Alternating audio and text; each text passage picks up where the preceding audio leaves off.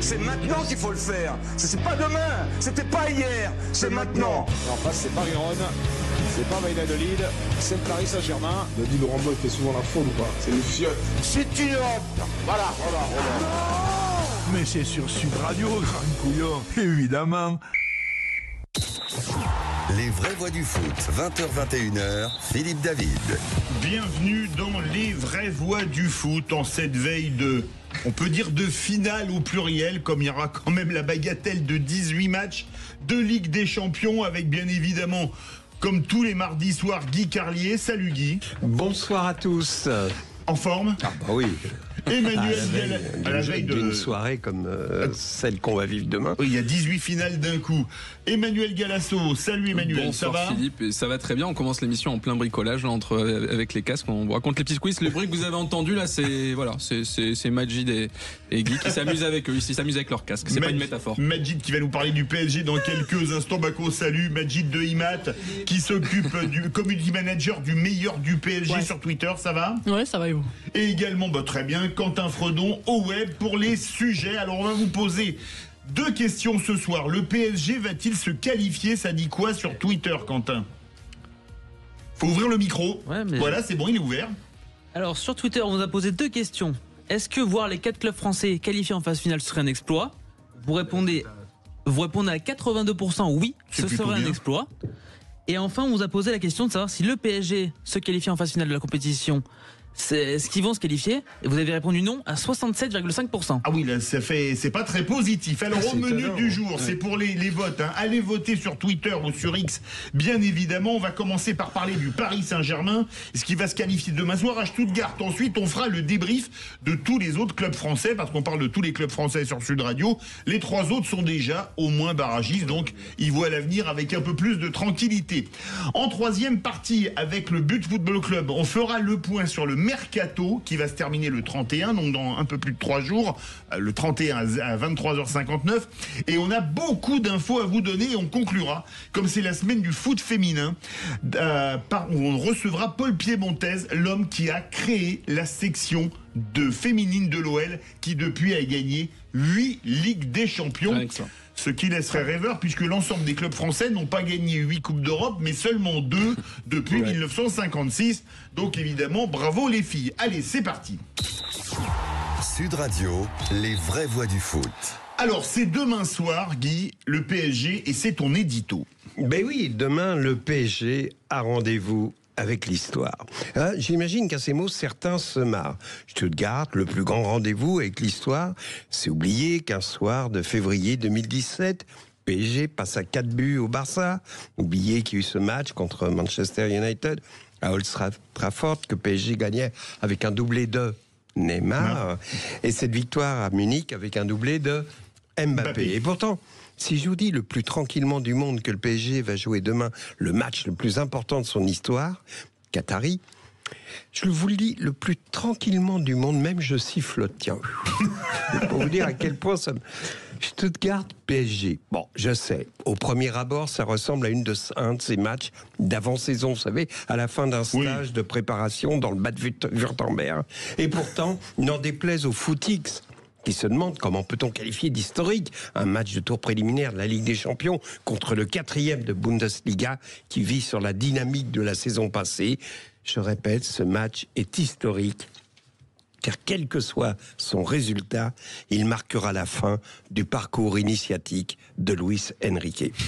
Bah oui, depuis 1 an et demi, on est indulgent avec lui. Jusqu'à ce match contre Manchester City, il était même légitime de se demander si sa méthode pouvait porter ses fruits. Et pourtant, cette victoire contre City suscite autant d'espoir que de doute.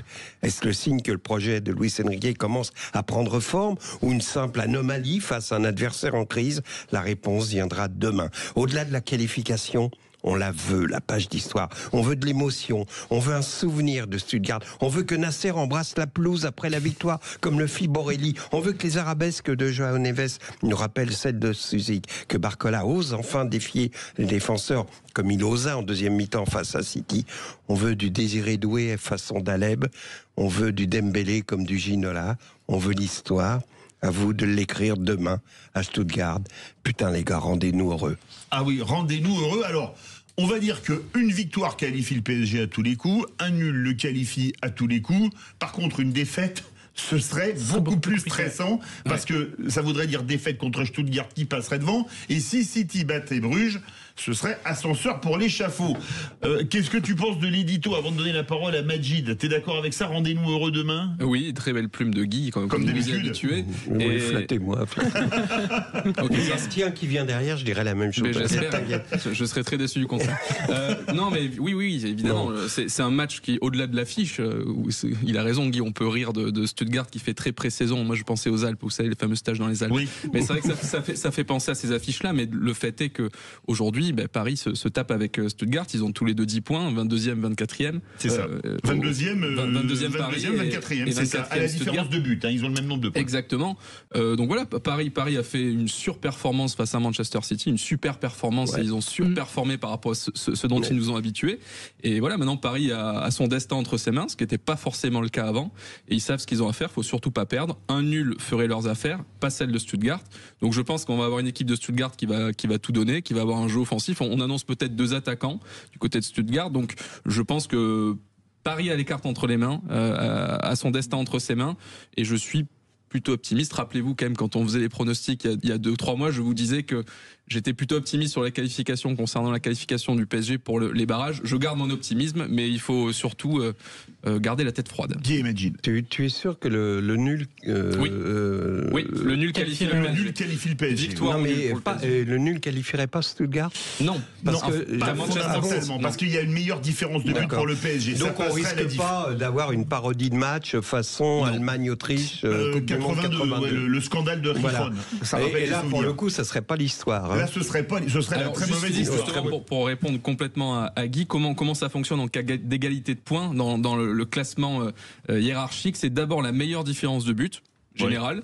En cas d'égalité de différence de but, c'est le plus grand nombre de buts marqués au cours de la ancienne phase de poule qu'on appelle phase de ligue. Et si vraiment là aussi il y a une double égalité de ce point de vue-là, c'est le plus grand nombre de buts marqués à l'extérieur. Ce qui fera la différence pour la qualification, pour les barrages. Vaste programme. Alors Majid, mais oui, vas-y, on t'écoute. Moi je suis d'accord avec Guy. Rendez-nous heureux. Franchement, c'est vraiment la leçon à en tirer de ça, parce que je trouve que on arrive vraiment à un tournant en fait du projet PSG, de Luis Enrique aussi. Je pense que Luis Enrique joue peut-être son avenir là-dessus, et je pense sincèrement que tout se joue là, parce que sincèrement, si le Paris Saint-Germain ne se qualifie pas parmi les 24 premiers, ça serait une catastrophe. Vraiment, ça serait une catastrophe. Ça serait peut-être une remise en question. En cas de défaite, ça risque d'arriver. Là, il n'y aura pas de deuxième chance.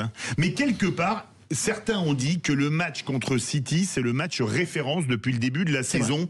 Mais est-ce que City, quand même, n'était pas d'une faiblesse? Parce que quand on voit la défense sur les buts parisiens, c'était soirée portes ouvertes, là. Moi, ce que j'ai aimé dans le match face à City, parce que ce qui est quand même paradoxal, on parle souvent du mental chez les sportifs de haut niveau, on parle des dynamiques. Là, ce qui est quand même intéressant, c'est qu'à 0-0, on sentait que City avait quand même l'ascendant sur le PSG. Et paradoxalement, c'est quand City a mené 2-0, et vu qu'ils ont eu beaucoup de matchs, 6-7 matchs cette saison où ils menaient 2-0 et où ils ont été remontés soit match nul, soit défaite, c'est à ce moment-là que City s'est mis à doter, et c'est à ce moment-là que le PSG s'est dit on n'a plus rien à perdre. Le match a basculé quand City a pris l'ascendant. Donc quelque part, moi, ce que je retiens surtout, ils ont mis 2 buts en 5 minutes, ils ont mis 2 buts très rapidement. Et ce que je retiens surtout, c'est la force de caractère de cette équipe de Paris, plus que des certitudes collectives. On va pas refaire ce match-là. Mais je suis pas d'accord avec toi. En première mi-temps, Paris, pour moi, avait l'ascendant. Et c'était d'autant plus injuste qu'ils prennent ces 2 buts au retour. C'était vraiment la claque.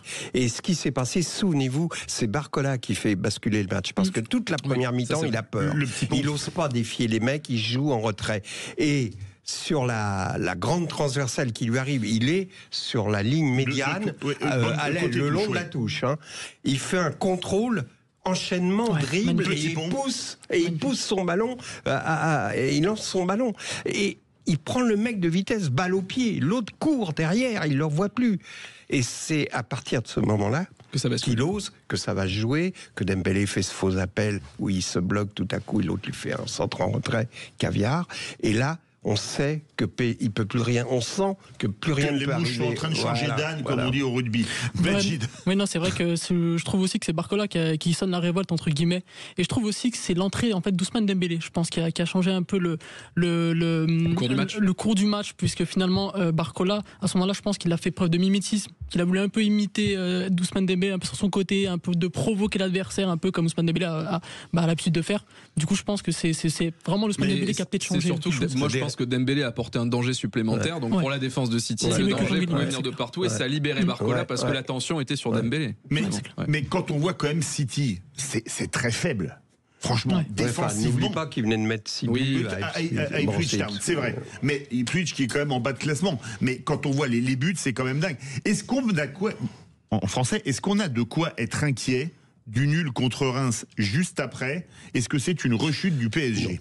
En fait, faut voir comment agit Luis Enrique jusqu'à présent. Quand Paris avait un seul point d'avance, il considérer, alors à tort ou à raison, chacun pensera ce qu'il veut, que la Ligue 1 était un petit peu un laboratoire dans lequel ils pouvaient tester des mises en place tactiques, des nouveaux postes pour les joueurs. Oui, donc ça, le matelas qu'ils ont, oui. Voilà, il le faisait déjà à un point. Maintenant qu'ils en ont 10, évidemment qu'il va continuer à le faire. Et Reims fait partie de ces matchs où Enrique, lui, pense à la Ligue des Champions et il se dit, je vais tenter tel joueur-là qui est pas à son poste. Donc c'est pas le meilleur pari qui était contre Reims. C'est un pari expérimental, mais c'est un pari qui est pensé pour aller loin en Ligue des Champions.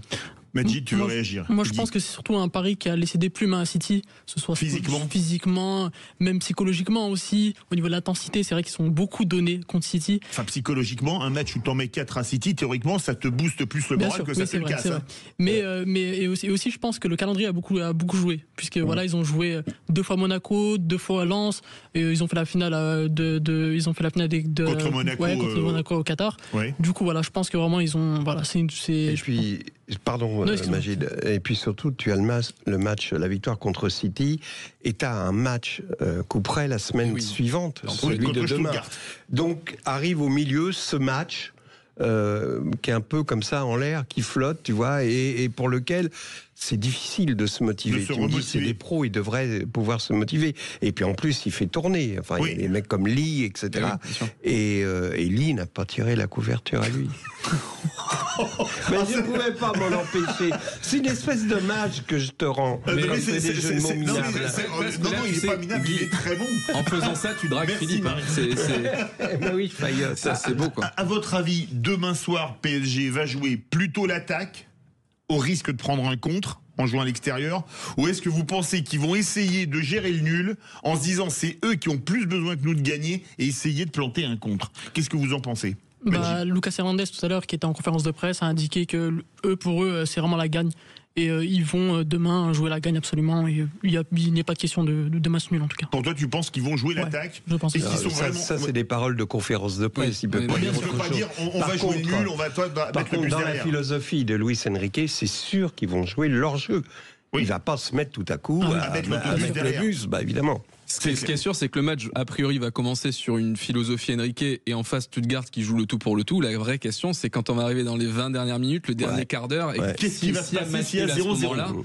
Qu'est-ce qui va se passer? La vraie question, 0-0. Le problème, c'est qu'ils ont tous des applis de téléphone, les entraîneurs, et comme ils vont voir les autres résultats de City contre Bruges, etc., s'il y a 0-0, peut-être que l'entraîneur de Stuttgart va dire les mecs, jouez l'attaque à fond, tant pis. Stuttgart, de toute façon, je pense que même s'il peut y avoir un scénario favorable ailleurs, ils vont être pour la gagne jusqu'au bout parce qu'ils veulent avoir leur destin entre leurs mains et que ça peut très vite basculer ailleurs. La question, c'est Paris. Comment Paris va réagir?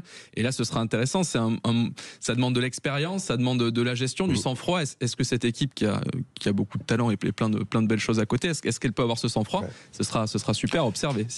Enfin, ça peut être stressant. Ce sera intéressant. On apprendra des choses. On est obligé de passer par là. Les pronos. Pronos pour demain, Majid. Moi, je vois bien un 0-0. 0-0? Ouais, 0-0. Ah, moi, je vois pas un match sans but. Guy? 2-0 PSG. 2-0 PSG, optimiste. Emmanuel? 2-1 pour le PSG. Bien, Quentin? 2-0 également pour le PSG. Ben moi, la semaine dernière, j'avais dit qu'ils allaient se faire plier. Et ben, je vais dire pareil, moi je vois bien 2-0 ou 2-1, alors je sais pas. Allez, on va dire... Regarde-moi, 2-1. 2-1 pour le PSG, voilà. Allez, c'est parti. Merci beaucoup, Majid. Tout de suite, on va parler des clubs de Ligue 1. Est-ce que pour vous, c'est un exploit si les 4 passent cette première phase de poule? Nouvelle version, on se retrouve tout de suite. Retour des vraies voix du foot et on fait ce deuxième quart d'heure en parlant du bilan des autres clubs français en Ligue des Champions. Et Emmanuel, tu veux nous parler du parcours justement de notre club dans cette Ligue des Champions 2024-2025. Sud Radio, les vraies voix du foot. Et oui, Philippe, c'est pas un coup de cœur, c'est deux coups de cœur. Alors évidemment, il y a le parcours de nos clubs français en Ligue des Champions. Alors on a Lille qui nous a fait une surperformance face au Real à domicile, Monaco qui a battu le Barça 2-1, et évidemment Brest, c'est même au-delà d'une performance, c'est l'épopée qui est sublime. Ils nous ont amené avec eux les Brestois. Donc on a ces trois équipes qui sont d'ores et déjà qualifiées pour les barrages. Et il manque, pour que la fête soit parfaite, le Paris Saint-Germain qui doit aller prendre au moins un point, ramener quelque chose de son déplacement à Stuttgart. Et dans ce cas, on ferait un 4/4, ce qui serait absolument extraordinaire. Je pense que peu de gens auraient misé sur ce 4/4 des clubs français dans cette Ligue des Champions. Donc un gros coup de chapeau à nos clubs français. On a été habitués ces dernières saisons à beaucoup de déceptions, beaucoup de désillusions dans les campagnes européennes. Donc je pense qu'il ne faut pas se gêner de féliciter nos clubs quand ils réussissent. Et mon deuxième coup de cœur justement, c'est sur le nouveau format de la Ligue des Champions, format qui a été décrié, qui avait ses détracteurs avant sa mise en place. Et je pense qu'on peut dire aujourd'hui que c'est une totale réussite. On a des surprises en haut du classement, on a des surprises en bas du classement. Je pense à Brest, au Feyenoord qui titille aujourd'hui les 8 premières places. Et en bas du classement, on a Manchester City, on a le PSG qui pensait, je pense, être très rapidement qualifiés pour le tour préliminaire et qui vont devoir batailler lors de cette 8e et dernière journée pour y être. Donc on a une espèce de mix entre des équipes, on va dire, à l'histoire fraîche en Ligue des Champions, qui peuvent se permettre de rêver plus grand, ce qui n'était pas le cas dans l'ancienne formule, et des équipes qui sont rodées au dernier carré ou au quart de finale, qui se mettent à devoir repenser leur modèle et jusqu'au bout batailler. Donc très heureux de ce nouveau format qui permet justement ce genre de belles histoires, et on va suivre évidemment cette 8e journée en multiplex avec les 18 matchs avec beaucoup de passion et d'attention, et suivre surtout le parcours de nos 3 et peut-être 4 club français dans cette édition 2024-2025 de la Ligue des Champions. Merci Emmanuel. Pour faire le bilan, à part le PSG dont on a parlé, on va commencer par...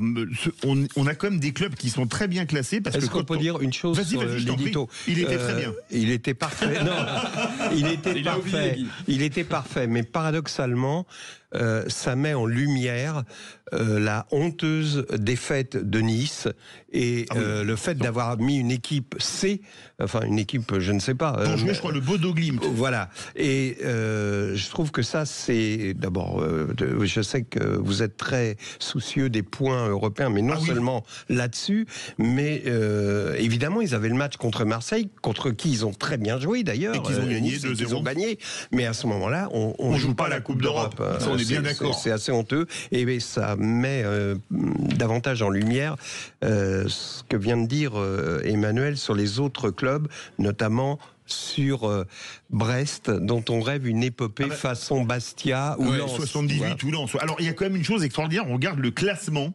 Le premier club français, c'est Monaco. Il est devant Feyenoord, qui est devant Lille, qui est devant le Stade brestois, entre la 10e et la 13e place. Et qui sont devant. Alors là, c'est le 6 clubs qui ont été champions d'Europe consécutivement. Dortmund, Bayern Munich, Real Madrid, Juventus Turin, Celtic Glasgow, PSV Eindhoven. C'est-à-dire 6 clubs qui ont gagné la Coupe des Champions ou la Ligue des Champions au moins une fois. Ne boudons pas notre plaisir. Est-ce qu'il n'y a vraiment pas de quoi bouder son plaisir, comme là-dessus Tanguy ? Par contre, j'ai un petit différentiel avec Emmanuel. Vas-y, je t'en Parce que tu dis, Lille nous a fait rêver en battant le Real. Moi, le match du Real m'a fait rêver. Mais le match qui a gagnant contre l'Atlético à Madrid m'a fait au moins autant rêver. C'est sur le côté prestigieux. Parce qu'ils étaient menés. Oui, c'est assez prestigieux de taper le Real. Voilà. Mais quand tu es mené sur le terrain de l'Atlético 1-0 et que tu vas gagner 3-1, c'est quand même beau aussi. Le scénario est magnifique, mais si tu veux, quand tu repenses au grand match, c'est pas vous que je vais l'apprendre. Tu penses par exemple au Monaco-Real de 2003-2004. Tu vois, c'est ce qui reste. Je veux dire, tu peux. Évidemment, il y a des matchs plus dans le scénario qui sont plus romanesques que d'autres, mais je pense que ce qui restera aux Lillois, quand les supporters lillois parleront à leurs enfants ou leurs petits-enfants, Je pense, et c'est mon avis, que le match du Real à domicile dans l'ambiance qui était celle du stade sera peut-être plus mémorable. Mais tu as tout à fait raison, j'aurais aussi pu citer le match contre l'Atlético qui était une magnifique performance de Lille. Lille qui reçoit le Feyenoord Rotterdam et qui, en cas de victoire, aurait de bonnes chances d'être qualifié directement avec 16 points quand même. Alors, le Feyenoord, il y a 15 jours, on aurait dit ça va, c'est tranquille. Et puis ils battent le Bayern. Ils battent le Bayern. Alors, les circonstances, quand on analyse un peu le match, ils ont de la réussite, enfin le Bayern n'en manque, etc. Ils ont un peu lâché l'affaire, il faut bien le dire, ils étaient qualifiés de toute façon. Donc c'est peut-être pas non plus la renaissance du grand Feyenoord qu'on a connu. Alors il y a autre chose, c'est Monaco qui a tapé le Barça, mais qui est l'équipe la plus irrégulière de la Ligue 1, avec en Ligue Europa également aussi irrégulière en Ligue 1 l'OL, d'accord. Monaco qui a battu le Barça, qui a battu un autre ancien champion d'Europe quand même, Aston Villa la semaine dernière, qui est allé gagner en Italie à Bologne. Alors je sais, Bologne c'est pas la Juve ou le Milan AC ou l'Inter, mais c'est quand même jamais facile d'aller gagner en Italie. On peut dire que le parcours monégasque il est réussi. En fait, ce qui est paradoxal, c'est que ces trois clubs, Brest, Lille et Monaco, ont 13 points, mais ont des parcours et des dynamiques très différentes dans cette Ligue des Champions. Et on sent par exemple que Lille et Monaco peuvent vraiment surperformer face à des top clubs, comme ils l'ont fait, et comme on l'a vu, ils l'ont prouvé. Et à contrario, on a l'impression que Brest, c'est vraiment sur des clubs de leur niveau ou à peine plus haut qu'ils arrivent à surperformer. Et quand la marche est trop haute, on l'a vu à Barcelone notamment, on espère qu'on le verra pas contre le Real demain. Mais on a l'impression que Brest, voilà, quand la marche est trop haute, ils arrivent, voilà, il y a une sorte de réalité qui revient à eux.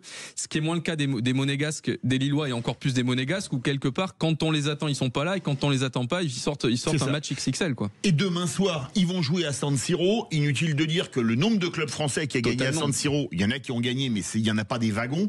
Est-ce que un grand Inter demain soir contre l'Inter, tu les vois, parce qu'ils ont pas trop la pression, être capable d'aller chercher un résultat, Guy? C'est-à-dire qu'ils sont capables, et puis surtout, ils ont le talent. Quand on voit le but, qui est probablement le but de la saison jusqu'à présent, d'Akliouche, la bicyclette. La bicyclette inversée. Enfin, c'est-à-dire la bicyclette du pied. C'est une bicyclette, mais avec le mauvais pied. C'est hallucinant. Ce geste-là est magnifique, quoi. Je pense que ça ressemble à une esquisse de Léonard de Vinci, quoi. Non, mais c'est vrai. C'est quelque chose de chorégraphique. C'est Noureev. C'est quand il se lance comme ça dans l'air. Et donc, ces jeunes-là sont capables de tout. Ben Seguir, Akliouche, etc. On parle pas de Golovin, bien sûr, mais ils sont capables de cette torpeur dont la Riviera, quoi, tu vois. On en a déjà parlé ici. Ça ressemble à une esquive de Michel de Vinci Autoroute aussi. Voilà, c'est ça. Voilà. Alors il y a quand même une autre chose qu'il faut pas oublier, c'est quand même Brest. T'as parlé de l'épopée de Bastia en 78. Vous n'étiez pas nés, les gars, qui avait fait rêver la France entière.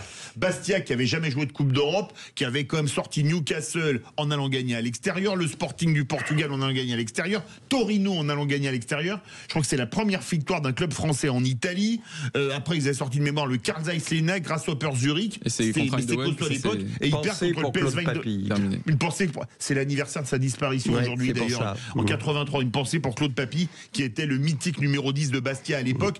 Quand même, ça laisse rêveur. L'épopée brestoise, c'est extraordinaire. Non ils ont même pas de stade. Ils jouent ailleurs. Enfin, voilà, c'est un peu les Schtroumpfs lavallois. Non, mais tu te souviens? Oui, quand ils avaient sorti de Dynamo de Kiev. Voilà, ils disaient on est les Schtroumpfs. Ils nous ont pris pour des Schtroumpfs, on les a bien Schtroumpfés. T'as raison, c'est les exemples que tu cites, on est totalement dans cette catégorie-là. Et à une époque où c'est vrai, on en parle, il y a un peu un détachement de la part de certains vis-à-vis du foot qui s'y retrouvent plus, qui ont l'impression. Là, Brest, en fait, c'est une déclaration d'amour au foot et on a l'impression que ça vient draguer ceux qui sont en train de regarder un petit peu ailleurs. On leur dit allez, reste, il y a encore des belles choses qui se passent. Regarde ce qui se passe à Brest. Alors, on a souvent été dans les vraies voies du foot assez, je vais dire, critiques sur le niveau de la Ligue 1. Est-ce que le fait de voir qu'on va probablement avoir 4 clubs qualifiés en Ligue des Champions, après avoir tapé le Barça, le Real, l'Atlético, les 3 meilleurs clubs espagnols, après avoir tapé City, après ne pas avoir été ridicule à Liverpool pour Lille, on est d'accord, après avoir, on espère, tapé Stuttgart pour le Paris Saint-Germain, on est d'accord. Pour l'instant, on n'est pas d'accord. On attend de voir le match. On attend de voir le match. Enfin, après avoir joué des canons, on attend de voir tous les matchs. On attend de voir tout. Mais est-ce que ça vous donne des infos, à vous les gars, sur le niveau de la Ligue 1? Est-ce qu'elle est gaze, comme le disent certains, ou est-ce qu'elle est bonne? Sur Périscope. Non, mais pour répondre par rapport à ce que je disais, moi je suis super emballé, comme j'ai dit il y a quelques minutes, par ce nouveau format de la Ligue des Champions. Maintenant, on n'a pas de recul, c'est la première édition. Et quelque part, on sent que ça ouvre la voie un petit peu aux clubs plus modestes et ça leur permet, le fait qu'il y ait 8 matchs, d'avoir le droit de passer à côté d'un match et de se rattraper à l'autre. Et surtout, ça donne l'impression que pour l'instant, les grands clubs qui jouent le titre dans leur championnat tous les week-ends, ils ont peut-être laissé de la gomme. Ouais, ils ont peut-être un peu délaissé certains matchs en pensant qu'il y avait une marge qu'il n'y a pas. Et alors on verra, mais je suis pas sûr que pour la prochaine édition. Il a raison. Ouais. Ça serait une élimination directe, ça changerait évidemment. Je suis pas sûr que lors de la prochaine édition, les grands clubs aient la même approche sur cette Ligue des Champions. On est d'accord. Mais est-ce que quelque part, on va parler justement de cette nouvelle version. Tu l'aimes cette nouvelle version? Oui, je trouve ça plus passionnant. Que l'ancienne. Oui, alors on est un peu perdu. La preuve, c'est qu'on est incapable de dire. C'est la seule chose qui est gênante, c'est qu'on est incapable de dire aujourd'hui si tel club gagne, il est qualifié demain, alors qu'il reste qu'un match. C'est ça. Donc bon, ça entretient le suspense, mais on n'y voit pas clair compte tenu de la masse de clubs qui sont tous dans la même marmite, et à part les 2-3 qui surnagent déjà et ceux qui sont déjà condamnés. Demain, pendant le multiplex, il faudra avoir la calculette quand même, pour voir les différences de buts, les actualiser à chaque fois. On est obligé. Et t'aimes la nouvelle version, toi aussi? T'aimes bien? J'adore la nouvelle version et le suspense. En fait, je pense que c'est ce qui fait l'essence même de ce sport. C'est le suspense, la joie, et puis tout ce que ça procure. Qui gagne, c'est le côté Coupe de France. Et la belle histoire au milieu de tout ça. Donc évidemment, moi, je ne peux qu'aimer cette nouvelle formule. Messieurs, vous n'allez pas y couper le prono pour demain. Allez, on va commencer par le mieux classé, Monaco à l'Inter. 0-0. Un partout. Ouais, défaite de Monaco, 2-1, petite défaite, mais 2-1, comme Lille à Liverpool en clé. Allez, moi je vais être optimiste, je vais mettre un 1 partout également. On va continuer avec Lille qui reçoit le Feyenoord de Rotterdam. Guy? Victoire de Lille. 1-0. 1-0, oui, ça suffit de toute façon. C'est suffisant. Victoire de Lille 2-0. Victoire de Lille 2-1, moi je dirais encore une fois. Pep Genesio va faire des miracles. Moi je mets bien 1-0 pour Lille, et enfin là, c'est la grosse cote. Ouais. Non. Brest-Real Madrid à Guingamp, combien? Non, je donne pas de pronostic là. Là, pas de prono? Non, je le donne pas parce que on sait bien que ça va être chaud. C'est disproportionné, et je voudrais pas entacher tout ce que vient de dire Emmanuel sur le parcours de Brest par quelque chose qui n'est pas arrivé encore. Un parcours qui n'est pas sûr. Le pire n'est jamais certain. Donc moi, sans que ça entache le parcours de Brest, je dirais que malheureusement le Real va gagner. J'espère, et je ne pense pas par une grosse différence de but, on va dire 2-0 pour le Real. J'ai envie d'être chauvin, mais j'ai peur que le Real marche un peu sur Brest demain. Moi aussi j'en ai un peu peur, donc je donnerai pas de pronostic. Mais bravo à nos clubs français. Allez tout de suite, le But Football Club, et on va parler des dernières infos du mercato, et il y a beaucoup à dire. Les vraies voix du foot avec Emmanuel Galasso, évidemment Guy Carlier. On embrasse Maxime Sénat, notre réalisateur, qui est en vacances. On le retrouvera dans 15 jours. Et on remercie Marie qui a pris la place brillamment, mais qui n'a pas le micro parce que elle, le foot, c'est pas trop son truc. Mais bravo à elle quand même, faut lui rendre hommage, ainsi qu'à toute l'équipe, et Quentin Fredon pour le web. Bravo Marie. Allez, c'est l'heure du But Football Club. Ah, Yann. Les vraies voix Sud Radio. Salut Alexandre Corboz. Bonsoir à tous. Salut Alexandre. Bonsoir ami Corboz. Toujours un plaisir de te retrouver. On va faire le point du mercato qui approche de plus en plus de sa fin. Et on va commencer, donne-nous les dernières informations du But Football Club. On va commencer, par le Paris Saint-Germain et le dossier Skriniar. A priori, ce sera le dernier dossier du Paris Saint-Germain, à savoir finir de démêler le prêt de Milan Skriniar donc à Fenerbahçe. Il est à Istanbul depuis presque une semaine, mais il faut encore démêler son prêt, donc il faut casser un autre prêt pour le faire partir, enfin pour le prêter. Et du coup, Paris, c'est le dernier dossier, donc on est vraiment sur une fin de mercato parisienne a priori assez calme. Et pas d'arrivée donc du côté du Parc des Princes. Non, là, a priori, c'est fini. Éventuellement, s'il y avait une ouverture pour un attaquant voulu par Luis Enrique, mais ils sont tellement peu nombreux dans le monde et tellement chers que ça paraît compliqué.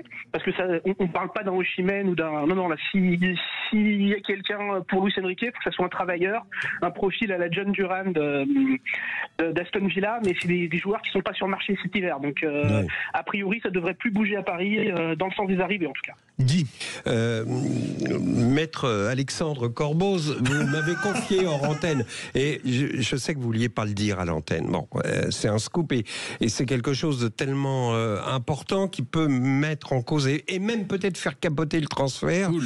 Vous avez un scoop concernant Kurzawa.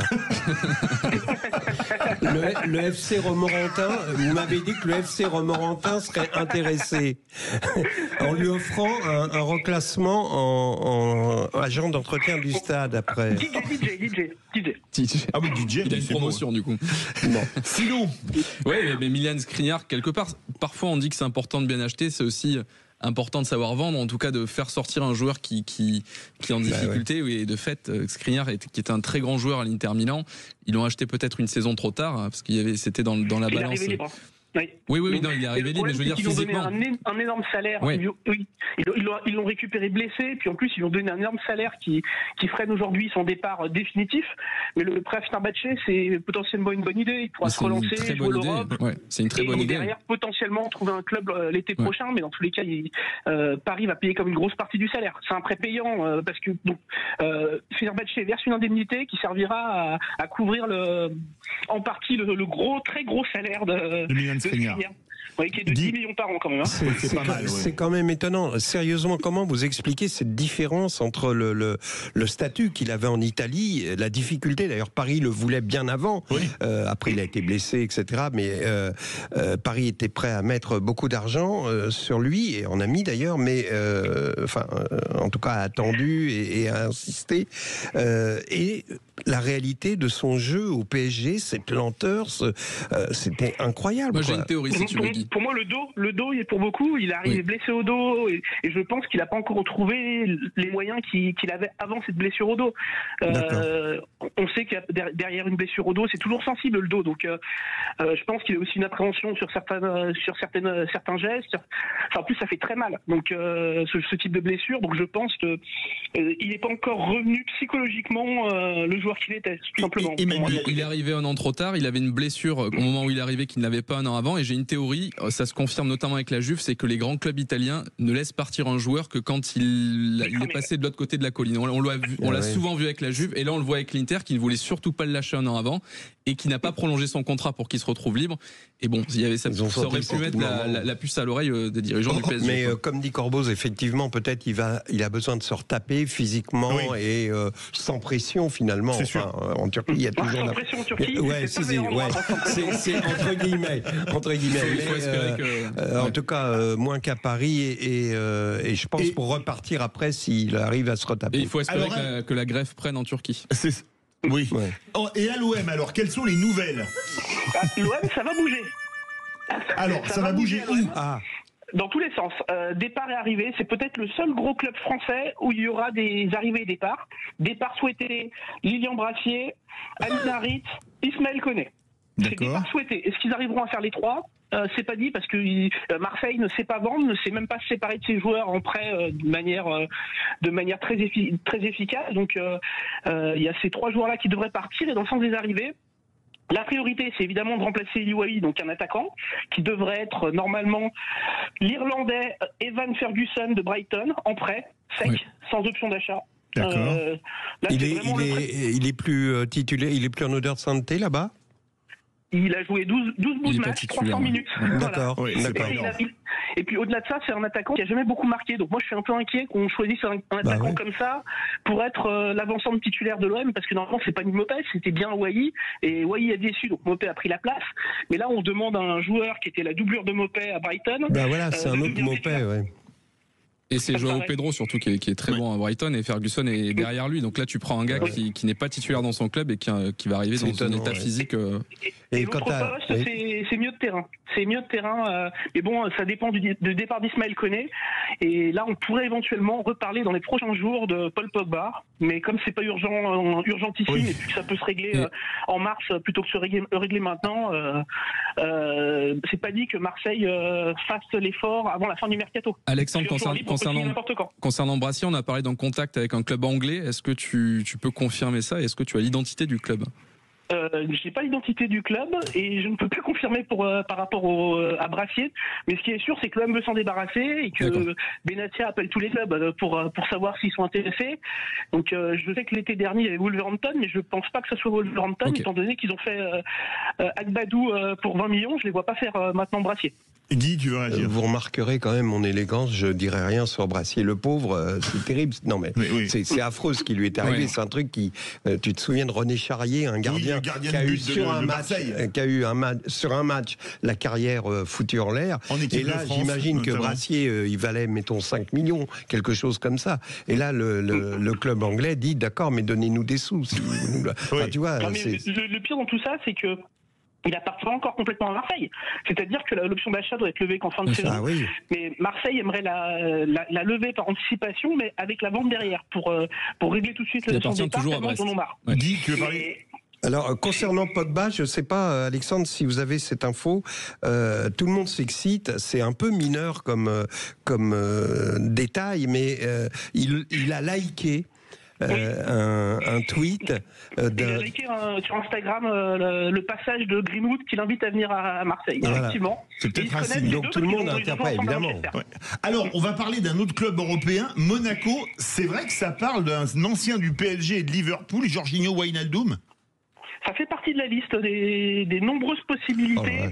Donc là, aujourd'hui, il vaut mieux avoir la version Liverpool que la version PSG, hein, si jamais. Oui, visiblement, la version Al Ittihad est pas mal non plus, parce qu'il a aujourd'hui il est en Arabie Saoudite et il a réussi à revenir en sélection en étant en Arabie Saoudite. Donc soit le niveau de la sélection hollandaise a sérieusement baissé, soit lui-même est revenu à un bon niveau en jouant régulièrement.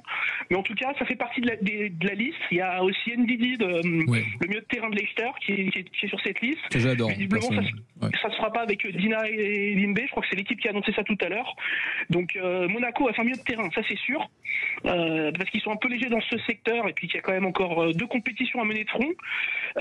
Monaco va essayer de faire un milieu de terrain et ça fait partie des derniers gros chantiers point chaud de ce mercato. Et pour en d'autres clubs européens, l'OL, ça donne quoi? Parce qu'on connaissait les difficultés financières qui sont pas résolues, Textor, etc. Ça donne quoi pour l'OL? Qui est encore qualifié en Ligue Europa, lui, hein? Oui, mais l'OL, c'est le chaos. C'est le chaos actuellement à l'OL. Avec le départ de Pierre Sage, oui, c'est clair. Pierre Sage limogé, beaucoup de joueurs qui sont très contrariés du limogeage de Pierre Sage. Dont Matic, il y a certaines rumeurs comme quoi Matic souhaiterait partir. Moi de mon côté, ces rumeurs-là, on me les dément. On me dit qu'effectivement il a été un peu échaudé, mais il y a un gros storytelling derrière et moi je n'imagine pas Nemanja Matic partir à Côme maintenant, ne serait-ce que par rapport à l'aspect familial parce qu'il est très à cheval là-dessus et déscolariser ses enfants en cours d'année il veut pas. Mais l'autre point important, c'est aussi qu'il est en relation business avec John Textor. Il est président d'un club en Serbie, il s'est fait prêter le 3e gardien de l'OL pendant ce mercato. Je pense qu'il y a aussi une histoire de politique derrière qui fait que Matic ne partira pas. Je vois pas de gros départ. Le dernier départ, ça sera Saïd Benrahma à Neom en D2 saoudienne. Merci. Je t'en prie. Et après, il devrait plus rien se passer au niveau des départs, mais quelques joueurs pourraient un peu s'exciter sur la fin du marché, et peut-être échaudés par le départ de Pierre Sage. Ouais, juste un mot, Philippe, quand même, sur le limogeage de Pierre Sage. Je trouve que ça a été un pari payant de le mettre à l'époque, un pari risqué et payant. On parle d'un entraîneur quand même qui a redressé sur les 6 derniers mois de l'année dernière l'OM, c'est vrai qu'il est dans une période difficile. Il a réussi à acheter la paix sociale avec le vestiaire. Il a réussi à relancer les cadres, même si la Casette, pour d'autres raisons, c'est plus compliqué. Mais je trouve que c'est vraiment brutal. Management un peu bizarre. Oui, management de Textor. Oui, management à l'américaine. C'est les manières de Textor. Les manières américaines. Voilà. Et tu prends un nous a habitués à ça. Il rêvait depuis des années, on ne sait pas pourquoi, mais il rêvait depuis des années de Paulo Fonseca. Et à partir du moment où Paulo Fonseca était libre, il a cherché le moyen de le faire venir. Donc ça a commencé, en fait, les discussions ont commencé avant même Bourgoin. Donc, c'était déjà dans l'idée. Il rêvait aussi de l'entraîneur de Botafogo qui était champion d'Amérique du Sud. Champion d'Amérique du Sud l'an dernier. Absolument. Donc, alors, on va faire plaisir à Patrick Roger, même s'il est en souffrance en ce moment vu les résultats du Stade Rennais. Les arrivées au Stade Rennais sont manifestes et même le changement d'entraîneur pas suffisant. Il y a des nouvelles arrivées du côté de la Bretagne. normalement, un défenseur central devrait encore arriver. Il voulait un gros joueur par ligne, Sampaoli. Il a eu donc déjà Samba, Fofana, le japonais au nom que je ne prononcerai pas. Celtic. Ouais. Voilà, le japonais du Celtic. Et maintenant, il lui manquerait le défenseur central qui pourrait être et devrait être Kevin Danso de Lens. Bon, le Lens, ça c'est bien. S'ils font Danso. Ça continue le marché entre les deux clubs sur fond de guerre Arnaud Pouille, Joseph Ougourlian. Ouais. Les supporters rennais quand même, faudra pas qu'ils se trompent d'écharpe, parce que je pense qu'il y a quelques écharpes de Lens qui vont traîner dans le stade. Je pense aussi que les deux clubs seront plus très amis bientôt. Oui, je pense aussi. Vu les tensions qu'il y a actuellement. Et puis bon, Lens, pour le coup, Lens continue de se déplumer. Depuis le début de ce mercato, Lens, c'est tout ce qu'il peut, on vend tout ce qu'on a.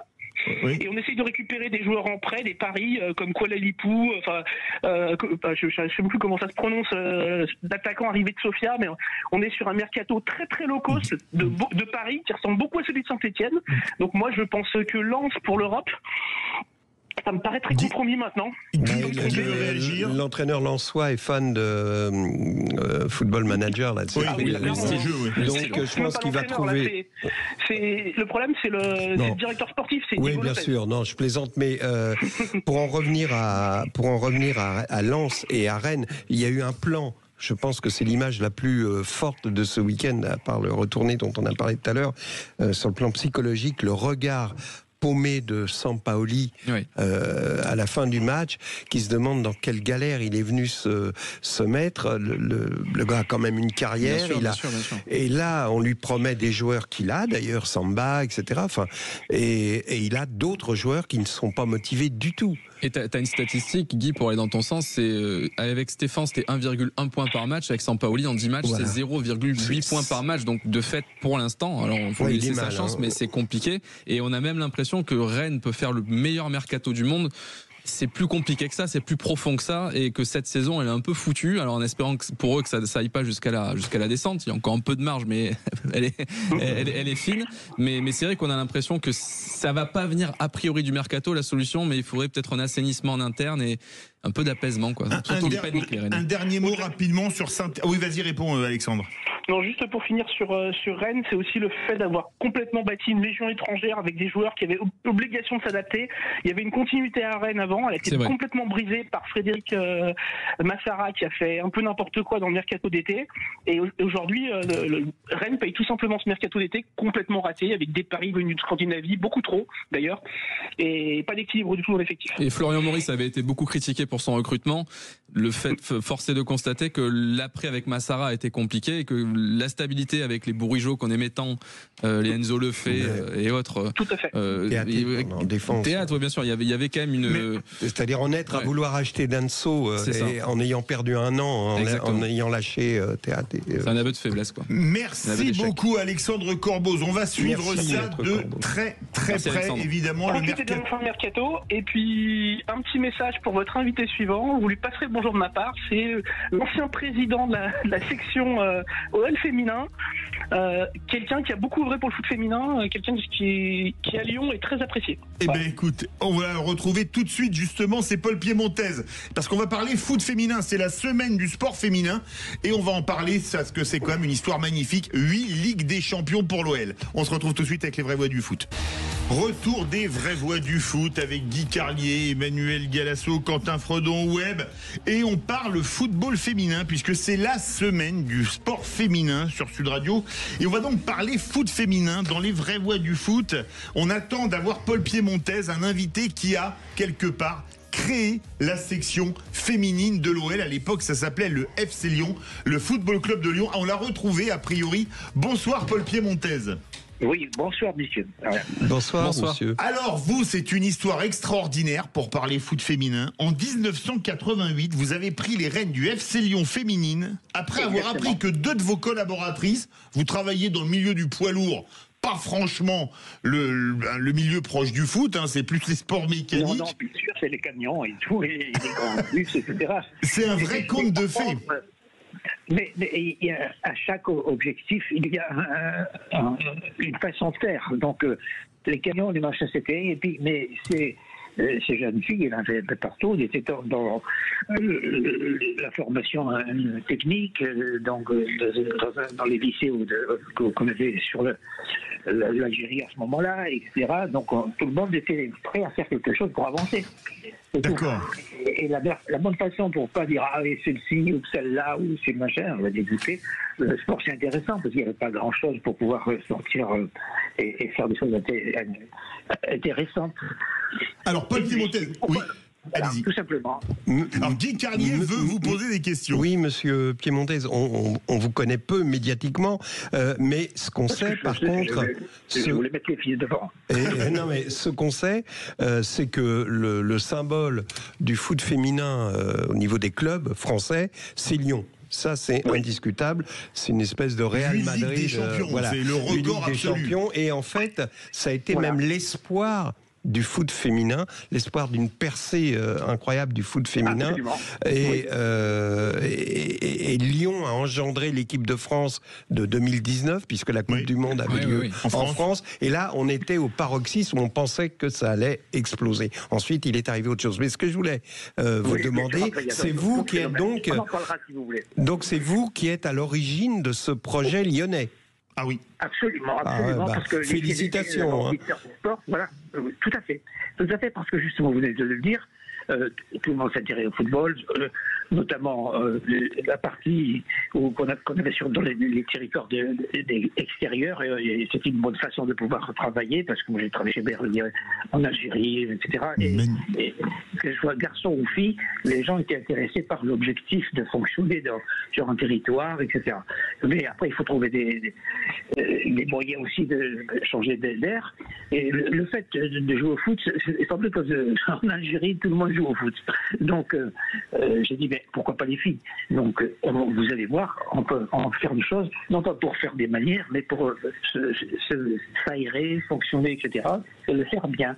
Et il n'y a pas de niveau entre les féminins ou les garçons. On a simplement les niveaux de la qualité. Et c'est comme ça que je leur ai dit. À partir de là, on va avancer. Oui. Emmanuel Galasso. Et justement, en complément de la question de Guy, Lyon a été, grâce à vous, précurseur en matière de football féminin. Comment on explique qu'il y a eu tant de temps entre vous et les autres clubs? Bon, le Paris, ça arrivait bien plus tard, mais le retard à l'allumage des autres clubs qui n'ont pas pris le pli, qui n'ont pas pris la vague, pour donner une métaphore marine, que vous aviez lancé. Comment on peut expliquer ce temps entre les deux? Je pense, c'est aussi bête que souvent dans la vie les choses ont lieu. En France, il y avait du foot partout, bien sûr, dans les quartiers, mais le foot féminin, j'allais dire, on s'en fichait, personne ne s'accrochait. Or là-bas, en Algérie, c'était compliqué. Et il fallait pouvoir trouver une occupation, faire travailler les filles comme elles avaient envie, etc. Donc on a dit, on va organiser ça et faire exactement comme si on était... Comme on n'a pas grand-chose à faire à ce moment-là, parce que c'est coincé, il faudra se mettre sur des activités qui vont intéresser les gens. Pour le sport en général, pour l'aération du corps, pour etc. Et je dis, et c'est les filles, donc, alors, j'allais dire, on n'est pas là pour déconner, on est là pour travailler, donc il faut avancer et faire en sorte qu'on ait jouer au football. De vous voir. Paul Piémontez, on a Noémie avec nous, qui est une fan de l'OL féminine et de l'OL masculin, pardon. Ouh là là. Bonsoir Noémie. Bonsoir messieurs. Alors quand vous entendez Paul Piémontez, on peut dire que c'est le papa du football à Lyon, avec maintenant 8 Ligues des Champions au compteur. C'est une fierté qu'il peut avoir. C'est sûr que quand on est un grand homme comme ça qui amène le sport à pied d'égalité pour tous, à partir du moment où on a la passion du ballon rond et que, comme on dit, il suffit d'avoir un terrain, des cages et on joue pour le plaisir, on construit des belles choses. Et l'Olympique Lyonnais après, le FC Lyon, qui a connu des grandes joueuses, Ouda Lataf notamment, si je dis pas de bêtises, et après se transformer en Olympique Lyonnais. Et entre-temps, n'oublions pas Louis Nicolin, qui avec Montpellier a été avant Monsieur Aulas le précurseur, la suite, qui a pris la suite, et Jean-Michel Aulas a suivi. Et oui, n'oublions pas Aulas, oui. Et Noémie, toi qui suis de près, on disait l'OL masculin oui. et l'OL féminine. Ouais, t'as raison. Tu suis les deux. Comment tu vois, par exemple, on parlera dans un instant des centres de formation, mais est-ce que tu as l'impression que ça bascule très bien du pôle masculin au pôle féminin? On a l'impression qu'à Lyon, il y a une espèce de magie qui opère et qui est plus complexe dans les autres clubs. Toi qui connais les joueurs et joueuses, même chez les jeunes de l'OL, comment tu perçois ça? Je pense que c'est tout un système qui a été mis en place. Vraiment, ça a été le fait de vouloir mettre en avant les filles depuis très longtemps par Jean-Michel Aulas. C'est-à-dire que elles s'entraînent au même endroit que les garçons, elles ont un suivi, elles ont un niveau. Alors évidemment pas les salaires au niveau des garçons, mais en tout cas ça a été un progrès à ce niveau-là. Le premier ballon d'or féminin c'est l'OL qui l'a eu avec Ada Gerberg. Il y a eu une volonté vraiment de professionnaliser l'OL féminin. Et d'autres clubs ont suivi après, mais c'est encore très timide. Donc c'est vraiment une volonté qui se poursuit aujourd'hui avec la propriétaire américaine.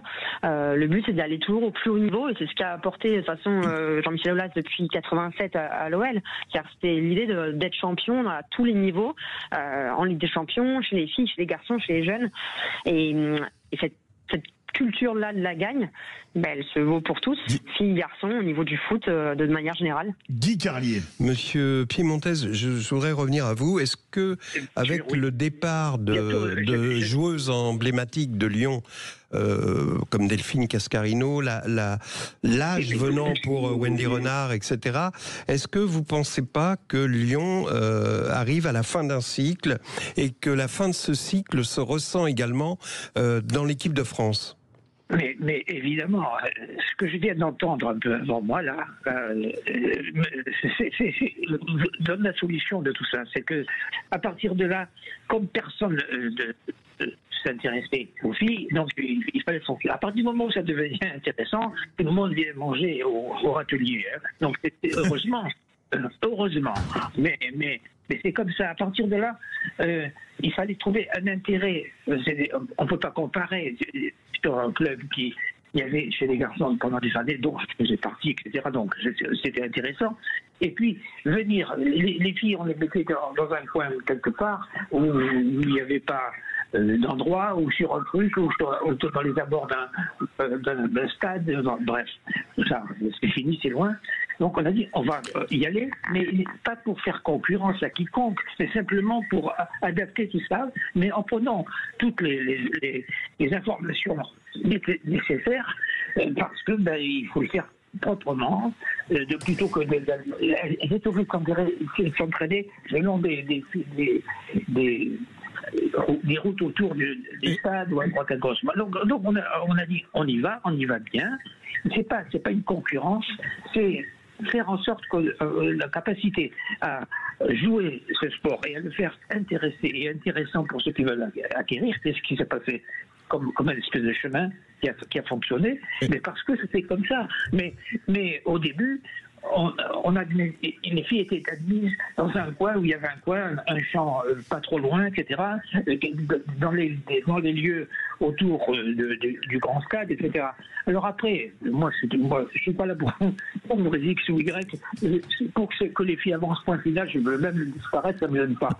Mais Paul Piemontez, il nous reste 40 secondes. Les choses quand même vont dans le bon sens. J'ai eu l'occasion, petite anecdote, de croiser les joueurs havraises U19 d'ailleurs, joueuses évidemment du centre de formation. J'ai pu parler avec leur entraîneur et ça fait vraiment depuis 2-3 ans beaucoup de clubs lancent maintenant construisent et lancent leur centre de formation chez les féminines. Depuis 2-3 ans, c'est vraiment en train de se développer et donc on va dans la bonne direction et franchement, quand ces joueuses, il y avait une sorte de fraîcheur qu'on voit moins dans le football masculin qui fait plaisir et il faut que le football féminin préserve ça. Qu'il a fallu 6 ans à Paul Piemontez pour arriver à faire valider le centre de formation de l'OL qui maintenant est un des meilleurs du monde. Merci beaucoup Paul Piemontez, président d'honneur de l'OL féminine. C'est la semaine du sport féminin. Merci beaucoup Noémie, supportrice de l'OL féminine et masculine. Merci Guy Carlier, merci Emmanuel Galasso, merci Quentin Frodon, merci Majid Dehimad, merci Marie à la réalisation. On se retrouve demain 17h pour les vraies voix. Tout de suite Jacques Pessis, les clés d'une vie.